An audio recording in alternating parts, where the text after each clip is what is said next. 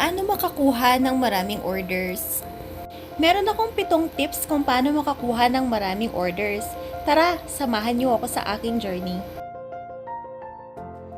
Tip number 1, alamin ang inyong target market. Bata ba? Matanda? Pangmasa ba ito? O para sa mga mayayaman na mahilig umorder ng malalaking cakes? Mahalaga ito dahil makakatulong ito sa pagpepresyo mo sa mga cakes mo. Pag alam mo na ang target market mo, alamin mo naman kung ano ang forte mo. Anong klase ng cake ba ang gusto mong mabenta? Bento cakes ba? Cupcakes? Pull-apart cupcakes? Pang-wedding? Pang-debut? Yung mga malalaki ba? O yung mga art cakes? Iba pa rin kasi kung meron kang isang type of cake na master mo talaga. Tip number 3, dapat ang mga cakes na gawa mo is malinis tingnan and presentable. Hindi naman kailangan na super perfect.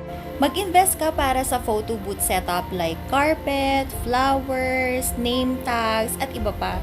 Aminin man natin o hindi, mas unang napapansin ang itsura ng cake. Malakas na makahatak ito ng customers lalo na sa mga first time customers mo.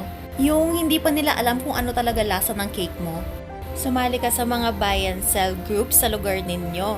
Ako nga lahat ng barangay dito sa lugar namin nakasali ako. Siyempre, i-flex mo ang mga Instagrammable mong cake sa mga groups, sa marketplace, sa account mo, i-my day mo, videohan mo, para madaming makakita. Malakas makapang-akit ng mga customers yan. Imaginin mo, every time na maghahanap sila ng customized cake, unang-una nila makikita yung post mo. Tip number 6, siyempre, dapat masarap ang cakes na gawa mo. Yung unique at walang kalasa. Yung tipong kahit makatikim ng ibang cake ang customer, alam na alam pa rin nila kung ano ang lasa ng cake na ginagawa mo. Ang lasang hahanap-hanapin mo, sabi nga nila. Napakalakas ng word of mouth marketing strategy. Kung nagandahan at nasarapan ng mga customers sa cake na ginagawa mo, hindi lang sila uulit sa'yo, i-refer ka pa nila sa mga kakilala nila. And last but not the least, provide the best customer service experience. Magmula sa initial transaction ninyo hanggang sa makuha na ang cake. Smile ka kahit na pa-emoji lang. Provide options. Imagine kung marami kang options na mailalatag sa customer mo, hindi na niya kailangan humanap pa ng iba.